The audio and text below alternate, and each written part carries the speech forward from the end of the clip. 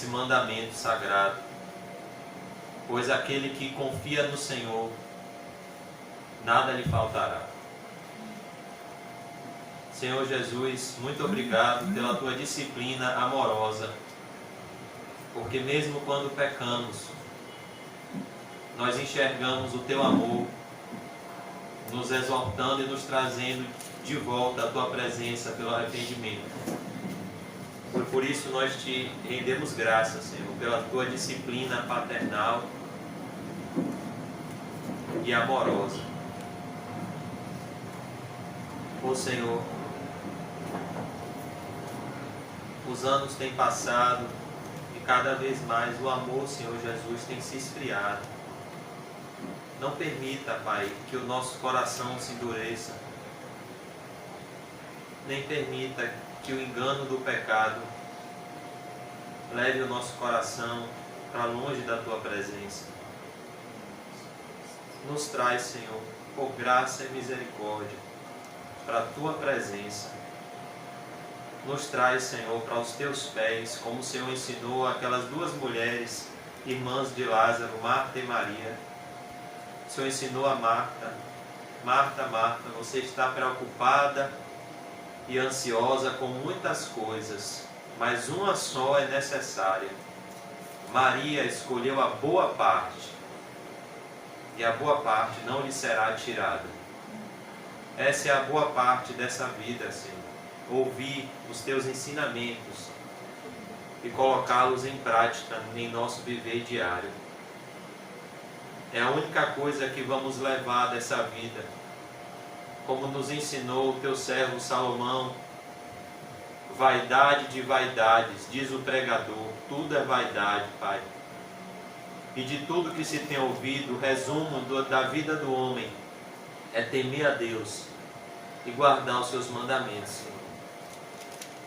É nisso que se resume, Senhor, a nossa vida. Te obedecer e te temer, pois o temor a Ti é o princípio da sabedoria, Pai. Em nome de Jesus, Senhor, muito obrigado por tudo. Obrigado pela Tua graça salvadora. Obrigado pelos Teus livramentos. Obrigado pelo Evangelho, Senhor. Obrigado pelo dom Teu, que é o Espírito Santo. Obrigado, Senhor, por todas as coisas que o Senhor tem feito no meio do Teu povo. Tantos milagres, tantas bênçãos. E a única coisa que podemos dizer é o que disse o salmista: que darei ao Senhor em troca dos benefícios que Ele me tem dado. O mínimo que podemos fazer é cumprirmos com os votos que fazemos na Tua presença. Pois sabemos que o Senhor é fiel. E ainda que o homem seja infiel, o Senhor jamais deixa de ser fiel. Obrigado, Senhor, pois é esse Deus que está aqui nessa noite para ser o nosso socorro bem presente na hora da angústia. Visita, Senhor, o nosso pastor, concede graça para ele, que ele possa cada vez mais ser cheio do Espírito Santo e não desanimar em meio à crescente oposição e apostasia do fim dos tempos. Que Teu Espírito Santo possa fazer ele mergulhar na Tua palavra e entrar na realidade do reino de Deus, que corrige a nossa forma de enxergar as circunstâncias. É isso que todos nós precisamos fazer nessa noite, Pai Santo. Mergulhar na realidade da Tua palavra e enxergar todas as coisas à luz do Espírito Santo. Pois muitas vezes nós chegamos aqui pensando que somos perdedores quando somos vencedores.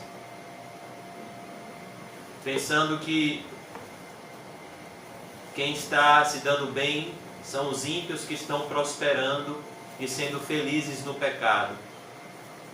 Mas é o Teu Espírito Santo que nos faz mergulhar na realidade de que feliz é a nação cujo Deus de Israel é o Senhor.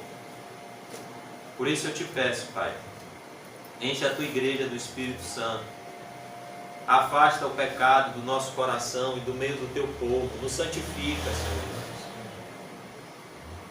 Mais uma vez eu te peço que o Senhor encha o pastor Nizam com o Espírito Santo, para que ele possa ter sabedoria em todas as decisões. É o que eu te peço, Pai, e te agradeço, em nome do Pai, do Filho e do Espírito Santo. Amém, Jesus. Graças a Deus. Amém, irmãos. Nós vamos falar hoje sobre Apocalipse 20, a continuação da semana passada. Apocalipse 20, versículo 4. Nós vamos falar hoje sobre a primeira ressurreição. A primeira ressurreição e a grande batalha, a grande derrota de Satanás. Na semana passada nós falamos da realidade do milênio, que representa o período de tempo da ascensão de Cristo até a grande tribulação, culminando na volta de Jesus. E hoje nós vamos ver Apocalipse 24, essa realidade que a palavra de Deus nos apresenta. Vamos fazer a leitura do texto, Apocalipse 20, verso 4 ao 10. Vi também tronos, e nestes sentaram-se aqueles aos quais foi dada a autoridade de julgar. Vi ainda as almas dos decapitados, por causa do testemunho de Jesus, bem como por causa da palavra de Deus, tantos quantos não adoraram a besta, nem tampouco a sua imagem, e não receberam a marca na fronte e na mão, e viveram e reinaram com Cristo durante 1000 anos. Os restantes, verso 5, dos mortos, não reviveram até que se completassem os 1000 anos. Essa é a primeira ressurreição. Bem-aventurado e santo é aquele que tem parte na primeira ressurreição. Sobre esses, a segunda morte não tem autoridade. Pelo contrário, serão sacerdotes de Deus e de Cristo, e reinarão com ele os 1000 anos. Quando, porém, se completarem os 1000 anos, Satanás será solto da sua prisão e sairá a seduzir as nações que há nos 4 cantos da terra, Gog e Magog, a fim de reuni-las para a peleja. O número dessas é como a areia do mar. Marcharam então pela superfície da terra e sitiaram o acampamento dos santos e a cidade querida. Desceu, porém, fogo do céu e os consumiu. O diabo, verso 10, o sedutor deles, foi lançado para dentro do lago de fogo e enxofre, onde já se encontram não só a besta, como também o falso profeta, e serão atormentados de dia e de noite, pelos séculos dos séculos. Amém. Amém, irmãos? E nós vamos ver hoje essa realidade, a primeira ressurreição e a derrota de Satanás. Vamos ler a primeira parte do verso 4. Vi também tronos. Então agora, após ver a prisão de Satanás durante 1000 anos, representando que o que Cristo fez na cruz, ele aniquilou as obras do diabo e ele deu um poder para a igreja pregar o evangelho e alcançar os eleitos. E essa prisão de Satanás representa essa coleira que Deus colocou sobre ele, aonde as portas do inferno não podem prevalecer contra a igreja de Deus. Quando a igreja de Cristo prega o evangelho debaixo da autoridade de Cristo, ela está do lado do próprio Cristo. Por isso que antes de Jesus Cristo fazer a grande comissão, ele mostra a sua grande autoridade e o seu grande poder. Ele diz: todo poder e toda autoridade foi me entregue nos céus e na terra. Por isso, ide por todo o mundo e pregai o evangelho a toda a criatura. E talvez os discípulos pensaram: Senhor, mas como nós, homens indoutos e letrados, como nós, pessoas pobres, vamos pregar o evangelho a toda a criatura? Ele conclui com o consolo da sua presença. Ele diz: eis que estarei com vocês quantos dias? Alguns dias? Nos dias bons? Nos dias maus? Não, eu estarei com vocês todos os dias, até a consumação dos séculos. Então é isso que nós vemos aqui com essa prisão de Satanás. Satanás não pode impedir o reino de Deus de avançar. Ele não pode impedir da mensagem de Deus alcançar um eleito de Deus, como a mensagem alcançou, por exemplo, o coração de Lídia. Quando Deus pregou o evangelho a Lídia por intermédio de Paulo, a Bíblia diz que Deus abriu o coração de Lídia. E nenhuma fúria do inferno pôde impedir essa obra sobrenatural, que é o poder de Deus para todo aquele que nele crê, a pregação do evangelho. Então nós vemos na semana passada que Satanás, ele será solto por pouco tempo, e esse período é o período da grande tribulação. É o período que vai anteceder a volta de Jesus. O período onde Satanás será solto e o mundo inteiro estará contra os cristãos de uma forma mais ferrenha. Os cristãos não terão a liberdade que todos nós tivemos hoje, por exemplo, de sair das nossas casas e de vir até a casa de Deus sem nenhuma perseguição física, sem nenhuma imposição física. E se Satanás pudesse, ele já fazia isso agora. Mas ele vai fazer isso no tempo em que Deus soltar ele. E aqui no verso 4, nós vemos João vendo tronos. E é interessante que essa palavra trono, ela aparece 47 vezes no livro do Apocalipse. Todas as vezes que essa palavra trono se refere ao povo de Deus, fala do céu, do trono no céu. Apenas 3 vezes essa palavra trono se refere a um trono na terra. E todas essas 3 vezes que essa palavra trono se refere a um trono na terra, fala do trono de Satanás e fala do trono do anticristo, mostrando que o reino a quem o povo de Deus pertence não é deste mundo, como Jesus disse a Pilatos. O reino a quem o povo de Deus pertence é o reino dos céus.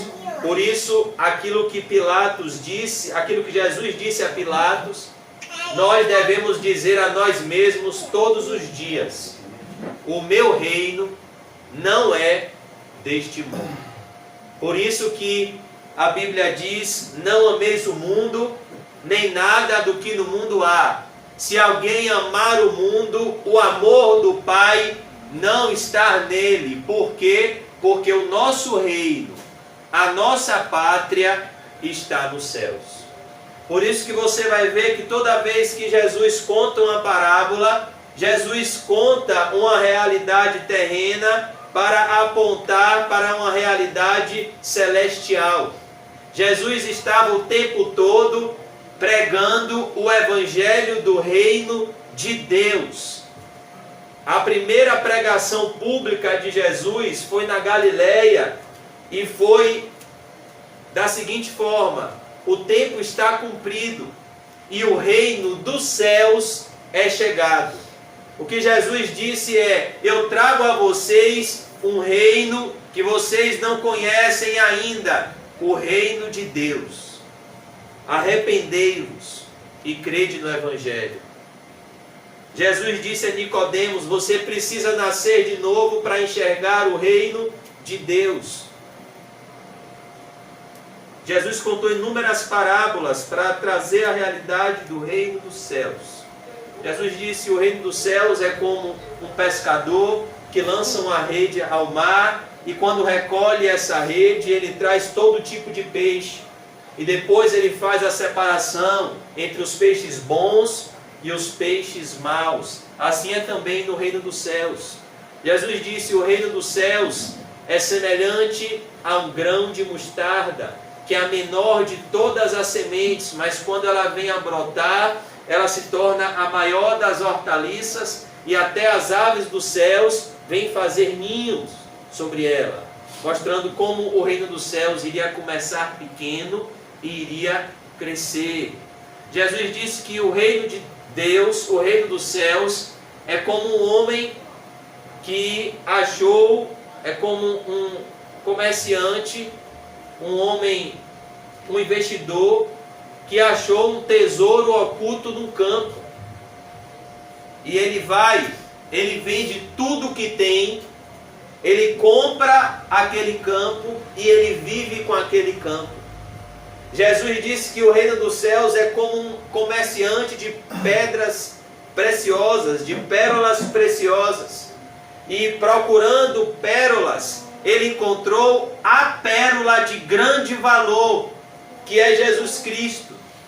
E ele vende tudo que tem, compra aquela pérola, e ele vive apreciando aquela pérola, que é Cristo.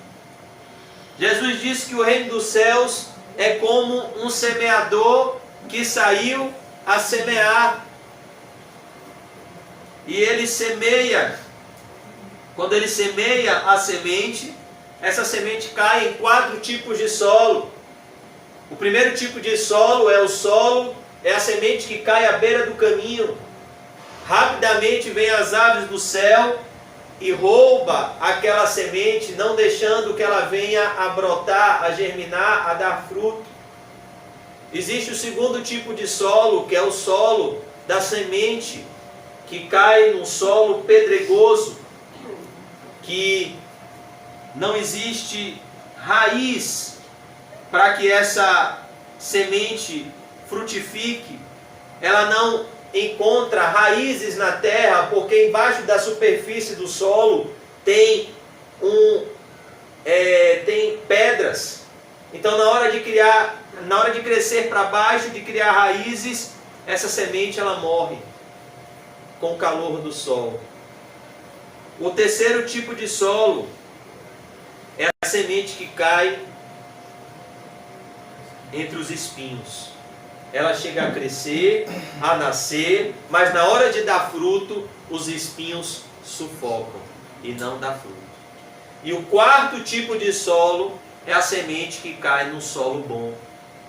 Então ela cresce, ela dá fruto, uns a 30, outros a 60, outros a 100 por um. Ele quis mostrar como a palavra de Deus, a mesma palavra de Deus, tem resultados e efeitos totalmente diferentes no coração dos ouvintes. Como entre 4 tipos de ouvintes, apenas um ouve de bom grado e dá frutos dignos de arrependimento. Então eu falei tudo isso, irmãos, para mostrar justamente isso. O nosso reino não é deste mundo. Por isso que o apóstolo Paulo disse que as nossas bênçãos, elas não são materiais, as nossas bênçãos, elas são espirituais, nas regiões celestiais em Cristo Jesus. Esse é o consolo do povo de Deus. São as bênçãos espirituais, a reconciliação com Deus, o ministério do Espírito Santo que nos é dado pela graça, a compreensão do Evangelho de Cristo, a presença de Cristo do nosso lado. Isso tudo são bênçãos espirituais. que nascem nas regiões celestiais. A regeneração de outros irmãos para nos ajudar a caminhar conosco rumo à cidade celestial, isso é uma bênção espiritual. Por isso que nós temos que pedir ao Senhor que abra os nossos olhos para o reino dos céus. Por isso que ele vê aqui, vi também tronos. E toda vez que a palavra trono no Apocalipse está se dirigindo ao povo de Deus, está falando de um trono no céu. Porque aqui na terra nós não nascemos para reinar.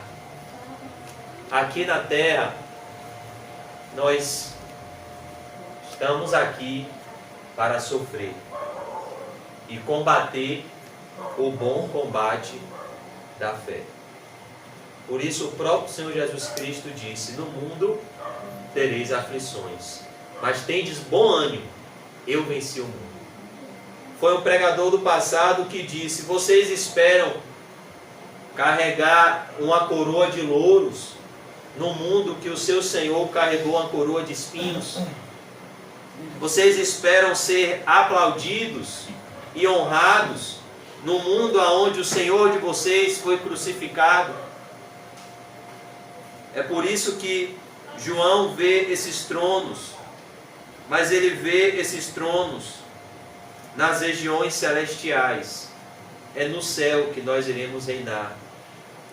Aqui no mundo, nós não devemos nem almejar lugares honrosos, mas devemos nos contentar com uma vida simples e humilde.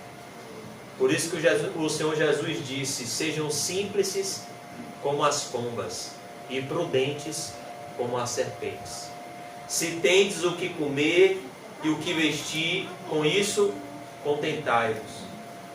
Por isso que ele diz aqui, verso 4: vi também tronos. Olha que coisa, no verso 4, João vê tronos. Ele está vendo aqui os santos reinando. Ele está vendo aqui o que acontece assim que um crente fiel morre. Ele vê tronos, e nestes sentaram-se. Agora ele vai ver quem está se assentando nesse trono. E nestes sentaram-se aqueles aos quais foi dada autoridade de julgar. Quem são esses? Os cristãos. Quem são esses que recebem da parte de Deus autoridade para julgar? O povo de Deus. Por isso que o povo de Deus, que é humilhado e desprezado nesse mundo, ele irá reinar e julgar no mundo vindouro. Por isso que ele diz aqui, aos quais foi dada autoridade de julgar. Em Mateus 19, verso 28, o próprio Senhor Jesus Cristo disse que os santos, os pequeninos, eles vão receber autoridade para julgar as 12 tribos de Israel. O apóstolo Paulo, em 1 Coríntios 6, 2, diz que os santos hão de julgar o mundo. E em 1 Coríntios 6, 3, o apóstolo Paulo diz que os santos hão de julgar os anjos. Perceba a honra que Deus vai conceder àqueles que honram a Ele. Esse é um princípio bíblico que está desde 1 Samuel e nunca deixou de prevalecer sobre a vida de cada ser humano. Aqueles que me honram, eu honrarei. E aqueles que me desprezam, eu os desprezarei. É o mesmo princípio que regeu a vida de Caim e a vida de Abel. Abel honrou a Deus pegando a ovelha, a sua melhor ovelha, pegando o melhor animal do seu rebanho, as primícias do rebanho, Abel pegou e ofertou a Deus. Ele honrou a Deus. E Deus fez o que com Abel? Honrou Abel. A Bíblia diz que Deus se agradou de Abel e da sua oferta. E Caim, no fim de uns tempos, Caim trouxe do fruto da terra o resto para Deus. Ele desonrou a Deus. E o que Deus fez com Caim? Desonrou a Caim. Desprezou a Caim. O Senhor desprezou a Caim e a sua oferta. Então, é esse princípio que nós vemos aqui. Aos santos, eles receberão autoridade de julgar. Eles irão julgar e reinar juntamente com Cristo. Agora olha quem são essas pessoas que João vê. Ainda no verso 4. Vi ainda as almas dos decapitados por causa do testemunho de Jesus. Olha que coisa. Pessoas, irmãos, sendo decapitados por causa do testemunho de Jesus. Irmãos sendo mortos por sua fé. Vi ainda as almas dos decapitados. Essa palavra alma aqui, que João vê em Apocalipse, é a alma separada do corpo. Então ele já está vendo aqui pessoas num estado de glorificação,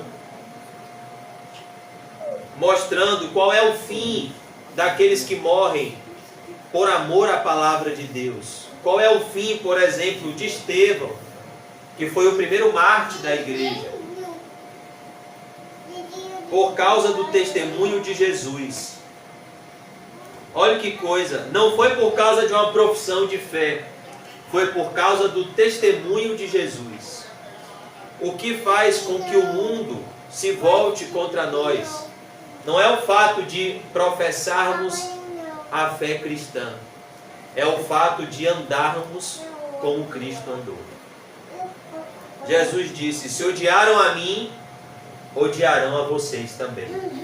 O mundo nos odeia quando ele olha para mim e para você e vê Cristo. Então por que muitas vezes os cristãos não estão sendo perseguidos? Porque eles não estão sendo fiéis. Certa feita perguntaram para um pastor: pastor, quando a igreja for perseguida, ela vai ser fiel? Ele disse: não, é o contrário. Quando a igreja começar a ser fiel, ela vai começar então a ser perseguida. Porque uma igreja ou um cristão que o mundo ama, Jesus odeia. E uma igreja, tanto no geral como no cristão em particular, que o mundo odeia, Jesus ele ama. Essa verdade está bem clara no Sermão do Monte, quando Jesus disse: bem-aventurados os perseguidos por causa da justiça, porque deles é o reino dos céus. E quando ele diz: ai de vós, quando todos vos louvarem, assim fizeram os antepassados com os falsos profetas. Então aqui nós vemos tantos quantos não adoraram a besta, nem tampouco a sua imagem, e não receberam a marca na fronte e na mão. Esses são aqueles que irão reinar com Cristo, que irão se assentar sobre tronos e receberão a autoridade de Deus para julgar o mundo. Obrigado, irmão. Os anjos, para julgar e reinar juntamente com Cristo. São aqueles que não adoraram a besta. São aqueles que não se curvaram ao sistema do anticristo. São aqueles que não cederam à imagem do anticristo e que não receberam a marca na fronte e na mão, que não tiveram suas mentes corrompidas pela forma de pensar e de agir desse mundo. Por isso que a Bíblia diz: não vos conformeis com este século, mas transformai-vos pela renovação do vosso entendimento, para que então experimenteis a boa, perfeita e agradável vontade de Deus. O mundo quer colocar sobre mim e sobre você uma forma de pensar anticristã. A Bíblia diz que o espírito do anticristo, ele já opera. Ele já está operando, porque o mundo inteiro jaz no maligno. E viveram. Olha que coisa, aquele que morre em Cristo, ele continua vivendo. Aquele que nasce duas vezes, ele morre uma vez só.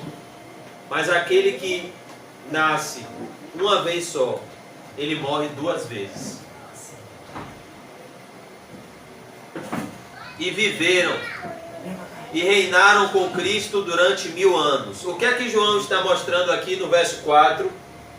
Para onde vão os cristãos que morrem hoje?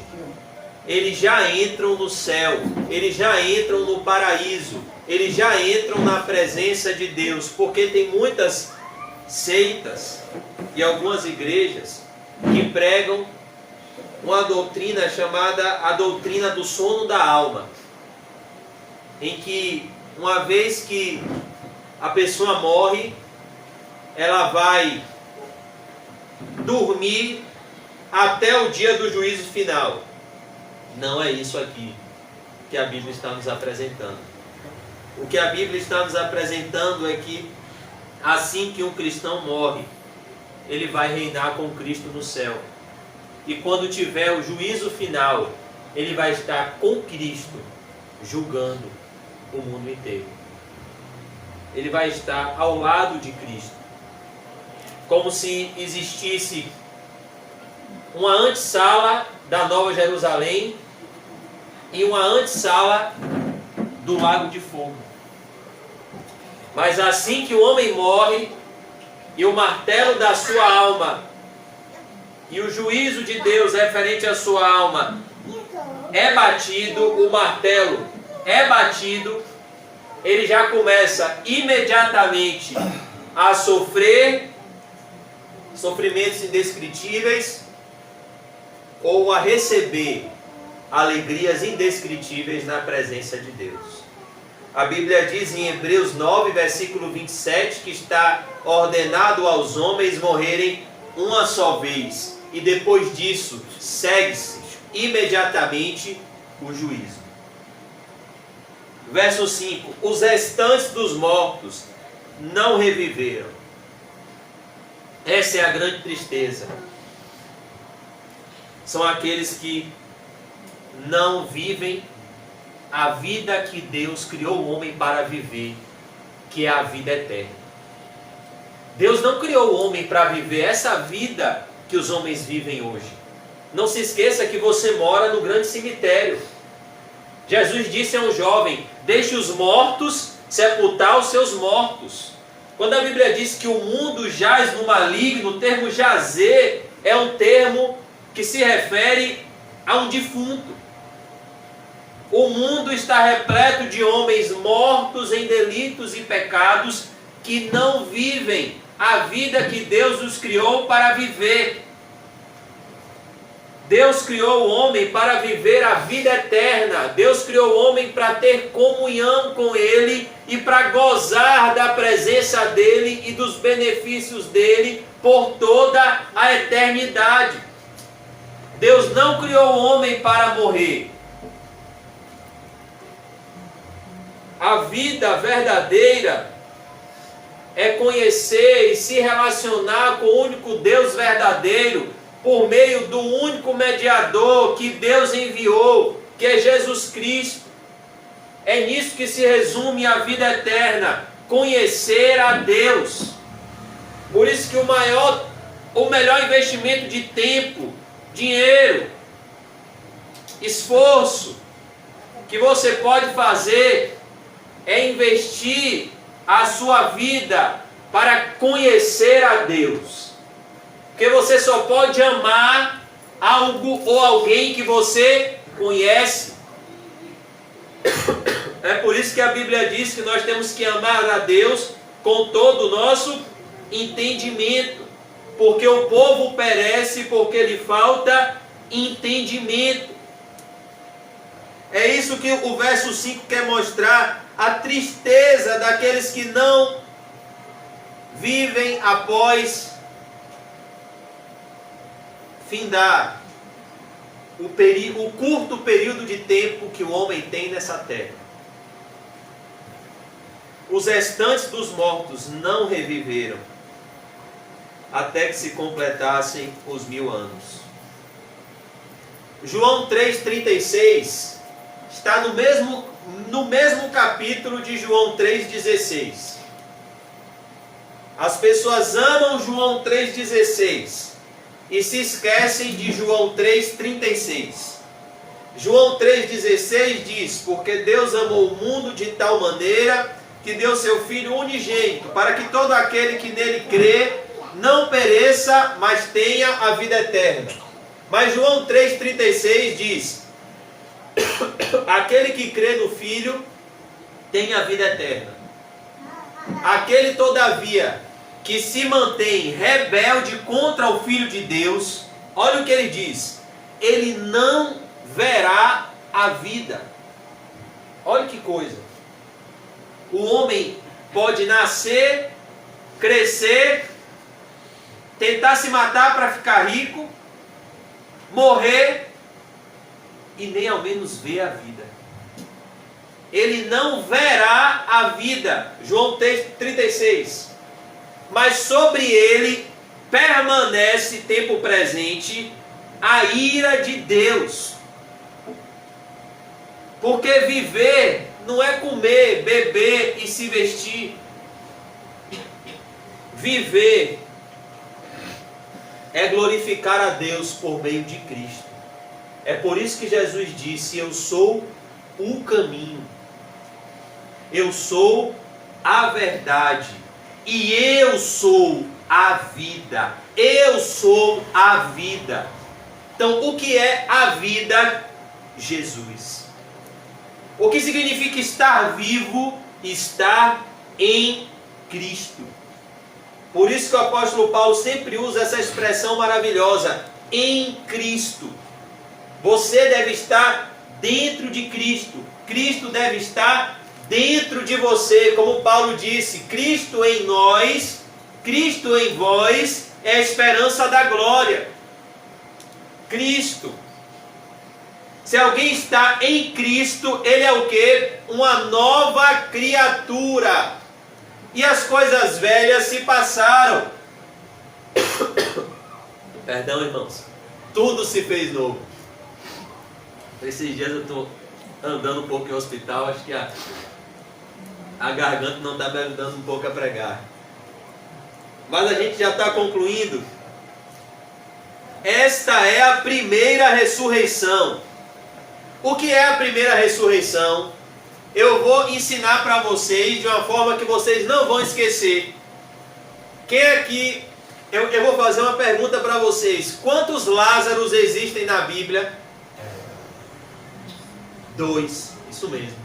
2 Lázaros existem na Bíblia toda. De Gênesis até Apocalipse, só existem 2 Lázaros. O Lázaro de João 11 e o Lázaro de Lucas 16. Então, toda vez que você vê essa expressão aqui, primeira ressurreição, você vai se lembrar do nome Lázaro. Por quê? Porque o Lázaro de João 11 representa essa ressurreição aqui, a primeira ressurreição, que é a regeneração, o chamado da morte para a vida em Cristo Jesus, quando Deus nos dá o novo nascimento e nos faz ressuscitar para uma nova vida. Quando Deus, do seu alto e sublime trono, olha para o nosso coração, que é enganoso e corrupto, cheio de trevas, e diz: haja luz. E então, Deus faz nascer a luz no nosso coração. A primeira ressurreição é representada por Lázaro, irmão de Marta e Maria. A primeira ressurreição é a ressurreição da regeneração. É o que está em Efésios 2, versículo 1. Ele nos concedeu vida, estando nós mortos em delitos e pecados. Então, nós estávamos... O que é um cristão? É alguém que estava morto e sepultado, como Lázaro, já estava cheirando mal, e Jesus disse: sai para fora. E então a gente começou a viver e começou a ter sensibilidade ao mundo espiritual que antes não tínhamos. O cristão, então, ele começa a ouvir uma voz que ele não ouvia. Ele começa a ler um livro que ele não conhecia, que é a Bíblia. Ele começa a ser atraído irresistivelmente pela graça de Deus, a ouvir a palavra de Deus e a confiar a sua vida nessa palavra de Deus. Isso é algo sobrenatural. É a primeira ressurreição. É o que está em João 5, 24, que diz que aquele que crê em Cristo, ele não entrará em juízo, mas ele já passou da morte para a vida, e ele irá passar dessa vida para a vida eterna. Em Colossenses 3:1, o apóstolo Paulo usa justamente essa afirmação, aonde ele diz: se pois já ressuscitastes juntamente com Cristo, pensai nas coisas que são do alto. Então, o Lázaro de João 11 é o símbolo dessa primeira ressurreição, dessa ressurreição que Deus concede a todo cristão verdadeiro. E o Lázaro de Lucas 16 é o símbolo da segunda ressurreição, que é a ressurreição do nosso corpo, a glorificação do nosso corpo. Quando a nossa jornada aqui na terra terminar, a morte não irá nos deter, mas quando os nossos olhos aqui na terra fecharem, Deus irá nos ressuscitar em glória com Cristo nos céus, e Ele nos dará um novo corpo incorruptível e cheio da glória do Senhor Jesus Cristo. Então nós poderemos conhecer a Cristo como somos conhecidos por Ele. Nós poderemos contemplar o rosto de Jesus, que hoje nós não podemos contemplar por conta do pecado. O Lázaro de Lucas 16 representa a ressurreição da glorificação. E o Lázaro de João 11 representa a ressurreição da regeneração. Versículo 6. Bem-aventurado.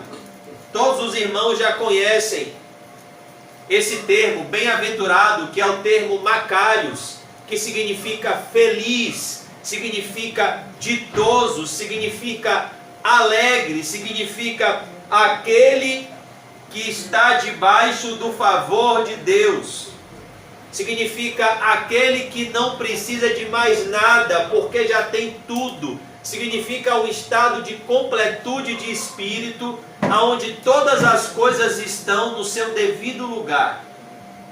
O único homem que tem essa bênção é o homem que tem o perdão dos seus pecados. Quando o homem não tem o perdão dos seus pecados, nem o universo inteiro pode preencher o vazio do seu coração. Porque o vazio do seu coração é maior do que o universo. É do tamanho do Criador do universo.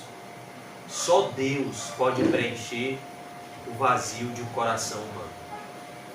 Nada nem ninguém pode preencher.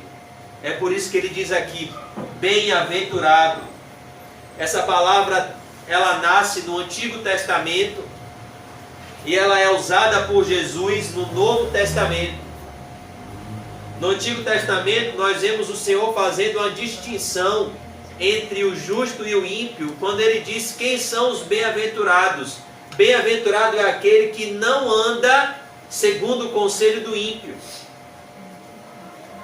No Salmo 32 também nós vemos o salmista Davi relatando o seu arrependimento, e ele diz: bem-aventurado é o homem que tem o seu pecado perdoado. E aqui nós vemos essa expressão novamente, bem-aventurado. Bem-aventurado. Quem é bem-aventurado? É aquele que tem o seu pecado perdoado. E todo aquele que tem o seu pecado perdoado, todo aquele que é bem-aventurado, ele é inevitavelmente santo. Porque todo aquele que é perdoado, não é perdoado para voltar à velha vida, mas é perdoado para o início de uma nova vida em Cristo Jesus. Não foi assim que Jesus disse à mulher pega em flagrante adultério? Ele disse a ela: eu te perdoo, eu também não te condeno, mas vá e não peques mais. É por isso que João diz aqui, bem-aventurado e santo.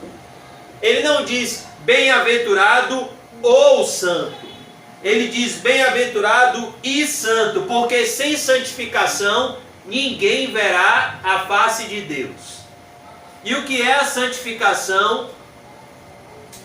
É o processo pelo qual Deus, pelo Espírito Santo, por meio da verdade, vai nos conformando à imagem de Cristo. É quando as nossas vidas vão sendo transformadas pela palavra de Deus, a imagem de Cristo. Bem-aventurado e santo. Então, todo bem-aventurado, todo cristão, necessariamente ele deve ser santo. Porque sem santificação, ninguém verá ao Senhor. Bem-aventurado e santo é aquele que tem parte na primeira ressurreição. O que o apóstolo João quer dizer aqui é: bem-aventurado e santo é aquele que nasce de novo. Bem-aventurado e santo é aquele que é chamado da morte para a vida. É aquele que tem o seu pecado perdoado, lavado no sangue de Jesus. Bem-aventurado é aquele que está vivo espiritualmente. Sobre esses, a segunda morte não tem autoridade. Por quê? Porque Cristo já derrotou a autoridade da segunda morte com a sua morte na cruz. E ele ressuscitou dentre os mortos, e todo aquele que crê nele não precisa temer a morte, porque como ele venceu a morte, aqueles que estão unidos com ele também venceram a morte com ele. Aqueles que creem em Cristo não precisam temer a segunda morte. Eles não precisam temer a eterna separação da alma para com o seu Criador.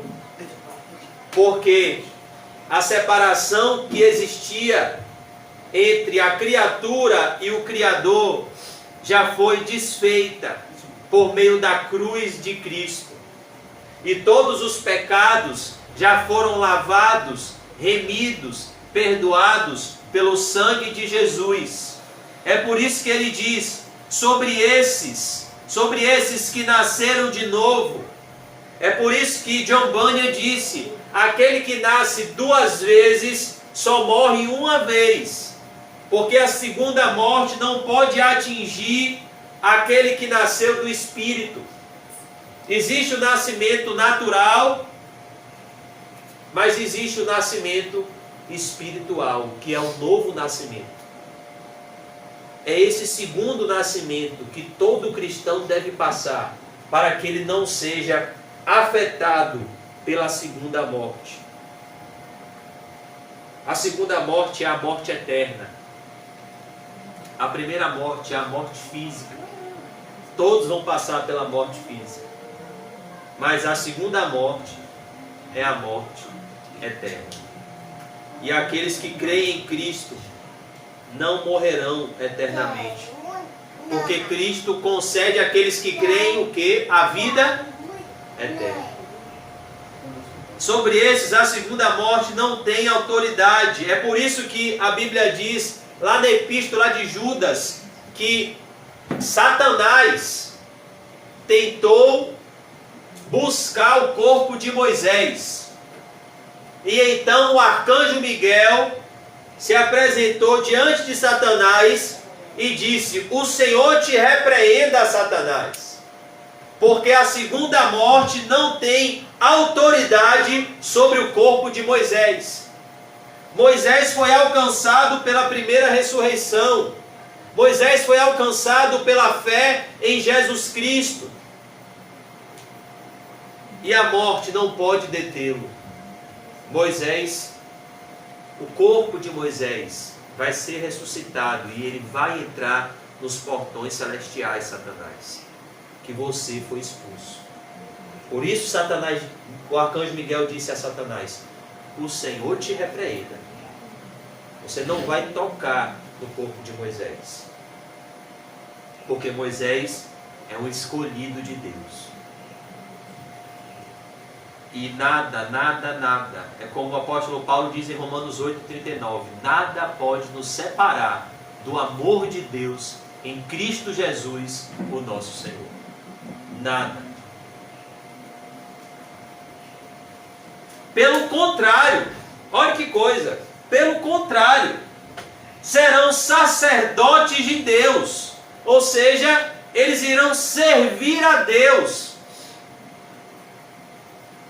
Ao invés de sofrerem o dano da segunda morte, eles entrarão na glória vivos e com capacidade de servir a Deus plenamente. O que Jesus disse àquele ladrão da cruz: ainda hoje estarás comigo no paraíso. Aquele ladrão, além de não ser alcançado pela segunda morte, ele entrou no paraíso vivo como um sacerdote de Deus, para servir a Deus. E ele está servindo a Deus até agora. E de Cristo, e reinarão com ele os 1000 anos. Falando desse reinado que os cristãos estão usufruindo agora na presença de Deus. E eles não vão deixar de usufruir. Mas quando Jesus voltar, eles participarão do julgamento e entrarão no novo céu e na nova terra, após o juízo final, o juízo de Deus. Verso 7. A gente já vai concluir, por conta do horário, já são 8h28. Quando, porém, se completarem os 1000 anos, Satanás será solto da sua prisão. Aqui fala da batalha final da humanidade, dos últimos momentos da história, dos capítulos finais. Está falando aqui é como se o fim da humanidade fosse daqui até aqui. É como se estivesse falando já daqui, na retinha final da grande tribulação, aonde o mundo vai se voltar totalmente, vai revelar, porque Deus não permite que o mundo revele todo o ódio que ele tem de mim e de você, se somos cristãos. O mundo nos odeia.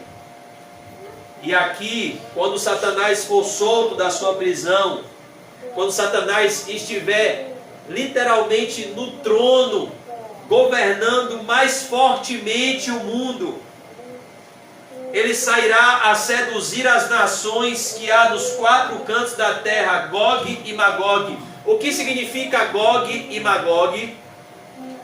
Está lá em Ezequiel, capítulo 38 e 39. São cidades que representam batalhas cruciais e definitivas contra o povo de Deus. E aqui, Gog e Magog representa o Armagedon. Essas duas cidades já foram apresentadas no capítulo 16. Fala do momento final, da batalha final, onde o mundo inteiro estará com os seus canhões voltados para a igreja e o povo de Deus. O anticristo estará com toda a sua fúria contra o povo de Deus. E o anticristo reunirá o mundo inteiro contra a igreja. O número dessas é como a areia do mar. Olha que coisa! Um grande exército. É por isso que a pergunta de Romanos 8:31 não é: quem é contra nós? Porque o exército é muito mais numeroso aqui na terra, dos inimigos do povo de Deus. A pergunta de Romanos 8:31 é: se Deus é por nós, quem será contra nós? E é isso que essa passagem vai nos mostrar, que embora um exército inteiro, embora o mundo inteiro se levante contra, quem está do lado de Cristo é sempre vencedor. Por mais que as circunstâncias digam que não, quem está com Cristo é sempre conduzido em Cristo, por Cristo, em triunfo. Como disse John Bunyan, um peregrino com Deus, ele nunca anda em círculos. Ele sempre alcança o destino final da sua jornada, da sua peregrinação, não importando o que a estrada lhe revele. John Bunyan disse isso para um companheiro de prisão, que perguntou para ele: rapaz, você não está vendo que a sua vida não progride? Você não está vendo que você está andando em círculos? Você não sai dessa prisão? E ele disse: não, porque eu sou um peregrino. E um peregrino com Deus, ele nunca anda em círculos. Ele sempre está crescendo e prosperando na presença de Deus. Essa é a certeza que todo cristão deve ter, que embora o nosso homem exterior se corrompa, o nosso homem interior se renova de dia em dia. Porque a nossa leve e momentânea tribulação está produzindo um eterno peso de glória acima de toda comparação. Então, toda tribulação e angústia que passarmos nessa terra, ela é leve e momentânea, comparando-se com um momento em que os nossos olhos irão se fechar e acontecerá conosco o que aconteceu com Lázaro, anjos vindo do céu para nos buscar. Essa é a grande honra de um servo de Deus, ser encontrado em Cristo no momento da partida. Verso 9: marcharam então pela superfície da terra e sitiaram o acampamento dos santos e a cidade querida. Desceu, porém, olha que coisa, aqui é o mesmo contexto do Salmo 46. Qual foi a resposta de Deus para o seu povo? Aquietai-vos e sabeis que eu sou Deus. Qual foi a resposta de Deus em Êxodo 14:14, quando Moisés estava diante do Mar Vermelho e atrás vinha Faraó e o seu exército? Deus disse a Moisés: Moisés, diga ao povo que marche. Não tenha medo, não se espante, Moisés. Não são vocês que irão pelejar, é o Senhor que pelejará por vocês. Essa peleja é do Senhor. Olha que coisa. É isso que Apocalipse aqui está mostrando. Desceu, porém, fogo do céu e os consumiu. Olha que coisa. Fogo do céu. O povo de Deus não levanta uma arma aqui. O povo de Deus não gasta uma pólvora. O povo de Deus só confia no Senhor. Só roga ao Senhor, ora ao Senhor, clama ao Senhor. E o Senhor responde. Assim como respondeu a oração de Elias, com fogo, como nós vimos ontem. Ele responde aqui o clamor do seu povo em Apocalipse, com fogo do céu, e os consumiu. Verso 10. O diabo, olha que coisa, o diabo, o adversário do povo de Deus, o arqui-inimigo das nossas almas, aquele que sente inveja de mim e de você, porque ele sabe que nós temos acesso ao que ele não tem mais, ao perdão gracioso de Deus. Ele sabe que nós estamos debaixo da maravilhosa promessa, que aquele que confessa e deixa, alcança a misericórdia. E ele não tem mais perdão. O diabo, o sedutor deles, olha o que o diabo quer fazer comigo e com você, ele quer nos seduzir. Foi lançado, olha o que João está vendo, na grande batalha final.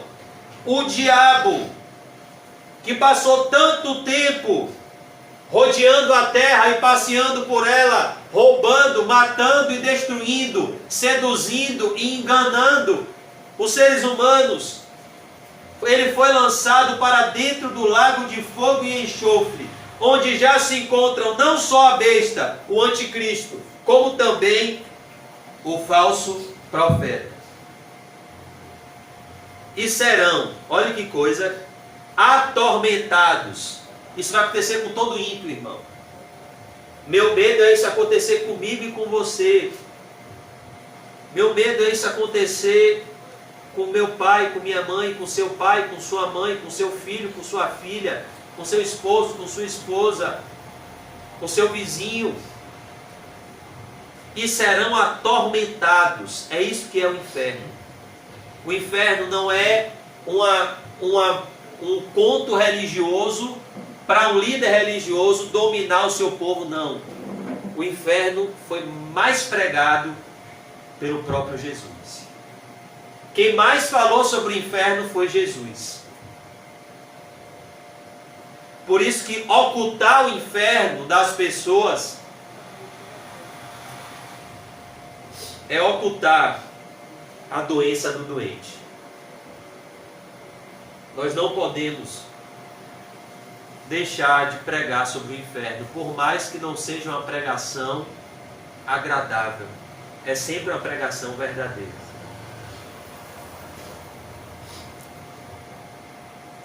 E serão atormentados. Eu queria concluir hoje com essa frase, porque é a última frase do texto. E serão atormentados de dia e de noite, pelos séculos dos séculos. Irmãos, vocês já pensaram nisso? Serão atormentados. Aí ele fala o período do dia, de dia e de noite, ou seja, não tem um segundo de descanso. Não é aquele momento na prisão em que o preso toma uma surra e depois ele volta para a cela, não. Serão atormentados de dia e de noite. Não, mas esse tormento tudo bem, vai durar o dia todo, mas vai chegar uma hora que vai passar, não vai? Leia comigo, pelos séculos dos séculos. Quando é que vai passar esse tormento? É o irmão José que está falando isso ou está escrito na Bíblia? Os irmãos estão com a Bíblia aberta em Apocalipse 20:10? Pelos séculos dos séculos. Nunca mais o tormento vai acabar. Para todo o sempre. Por isso que eu queria que os irmãos fossem pensando nessa palavra eternidade nessa noite. E fossem pensando na seguinte pergunta: aonde eu vou passar a minha eternidade? Porque as escolhas que eu e você fizermos nessa vida vão refletir diretamente no lugar aonde nós vamos passar a nossa eternidade. Foi por isso que o Senhor Jesus Cristo disse, eu já concluí, se alguém quiser vir após mim, você não é obrigado a me seguir, mas se alguém quiser vir, se você quiser me seguir, negue-se a si mesmo, tome a sua cruz e me siga, porque todo aquele que tentar salvar a sua vida, irá perdê-la, e todo aquele que perder a sua vida, por amor de mim, Jesus, e do Evangelho, Ele morrendo na cruz, irá encontrá-la. E de que adianta o homem? Pense nisso. ganhar o mundo inteiro e perder a sua alma. Realizar todos os seus sonhos, ter todos os diplomas, todos os imóveis que quis, todos os projetos e morrer como aquele rico da parábola e ser atormentado pelos séculos dos séculos. O que dará o homem em troca da sua alma? Imagine aquele rico que estava acostumado a beber vinho caríssimo, taça de champanhe, as melhores bebidas contemporâneas da sua época, vinho de 15 anos, de 20 anos, com o seu paladar totalmente apurado para comidas deliciosas. A Bíblia diz que todos os dias ele vivia regalada e esplendidamente. E ele acordou revolto em chamas. E ele queria agora uma gota de água. E Deus não lhe deu.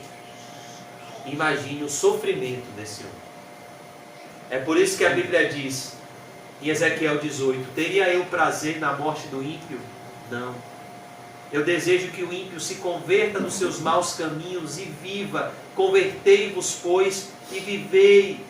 Olhe para Cristo, se arrependa e siga Cristo.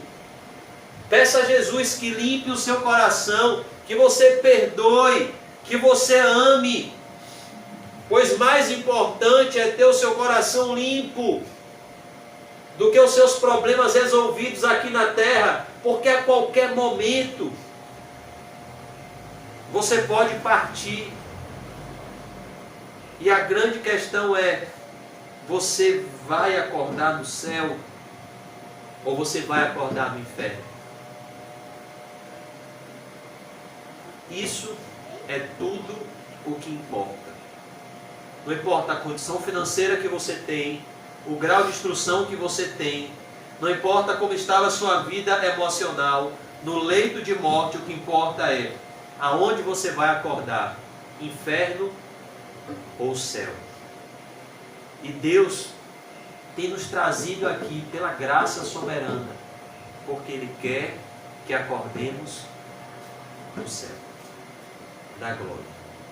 Por isso que todos nós precisamos pedir ao Senhor todos os dias que coloque temor nos nossos corações, porque o temor a Deus é o princípio de toda a sabedoria. Vamos orar. Senhor Deus, muito obrigado, Senhor, por essa noite. Abençoa, Senhor, todos aqueles que puderam vir, todos aqueles que não puderam vir, Pai. Enche-os do Espírito Santo. Ó Senhor, nos ajude a viver a vida à luz da eternidade, que nos conforma a Tua imagem e semelhança. Senhor, eu peço que o Senhor me leve agora em segurança para a unidade de pronto atendimento, que tudo ocorra bem para a Tua glória. Nos guia e nos protege, Senhor. Senhor, nós oramos como igreja pelo pai da irmã Sara, o sogro do irmão Fábio, o seu Raimundo. Oramos, Senhor, pela ressurreição dele, da morte para a vida, Pai. Nós cremos em um Deus que ressuscita os mortos, e o Senhor pode, Senhor, ressuscitá-lo e salvá-lo para a Tua glória. Por isso nós pedimos que o Senhor visite seu Raimundo para a Tua glória, Jesus. E que o Teu Espírito Santo, Pai, toque nele nessa noite, para que o Teu nome seja glorificado, Senhor. Nos despede em paz na Tua santa presença e nos enche de amor, Senhor. Nos ajude a perdoar e a viver na Tua luz, na Tua maravilhosa luz. Em nome de Jesus, amém. Graças a Deus. Amém, irmãos. Saúde, Senhor, cumprimento santo.